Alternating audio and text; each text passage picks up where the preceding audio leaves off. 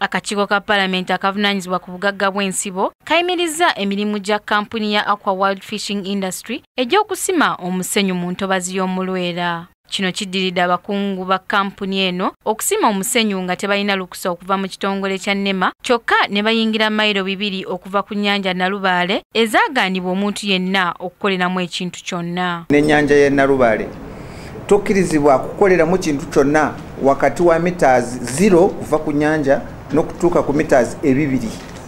Naye awo we twasanze obuzibu bo n'emitemu tebaagirekayo.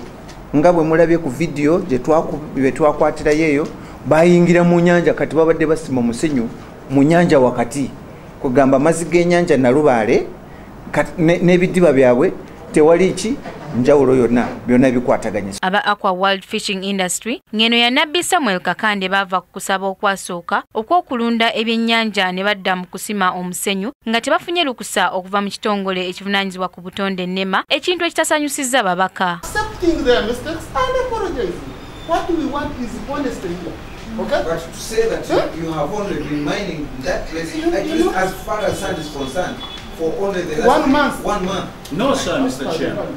So meaning you were carrying out an illegal activity. Bo babaka abatula akakiiko kano bawakanyizza ebinnyonnyoddwa aba kampuni ya Aqua nti baatandika okusima omusenyu mu mwezi gw'omusanvu, wabula okulondoola kw'ababaka kulaga nti kampuni eno yatandika okusima omusenyu emyaka 2 emabega. The permit for rearing fish in Ruera was issued to you on the 9th of May 2014, which is 2 years. And you have been running the fish business in Ruera according to your own submission. Ababaka beewuunyizza engeri ekyapa ky'ettaka lye bakolerako gye kyakyusibwa mu ngeri y'amankwetu okuva mu mannya g'amayanja Nkanji okudda mu mikono gya Nabbi Kakande mu ddakiika 14 zokka ng'ate ensi yonna emanyi obuwonvu n'obugga omuyitwa okufuna ekyapa mu butuufu bwakyo. What is the interest and the role of the Honorable Joash Mayanja Nkanji vis-a-vis Pastor Kakande to do with this whole mystery and saga? Or was it just that because the Honorable Chair, the Honorable Tony by then also was the chair of the, because not many people can achieve that feat of registering land now and transfer it in 40. Wabula ye yali Minisita w'ebyensimbi Mayanja Nkanji ategeezezza ng'awo ebitamukwatako kuba ekigendererwa kye kyali kyakufuna nsimbi ng'ebyaddirira byali tebimukwatako. I gave him a transfer written.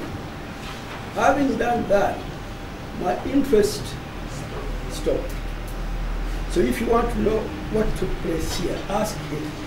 Wanakakiiko we kategeerezza abakungu ba Aqua World okuyimiriza mbagirawo ebyokusima omusenyu we banaasobola okutaasa obutonde bw'ensi. Abo bonna ababadde bakolanga Aqua World tubayimiriza kutandika ne leero okutuusa nga bafunye olukusa olulala nga bagendera ku biragiro NEMA byenaaba ebawadde. Pra Kingdom TV, Samla Hanifa amalindirire. This is Kingdom TV.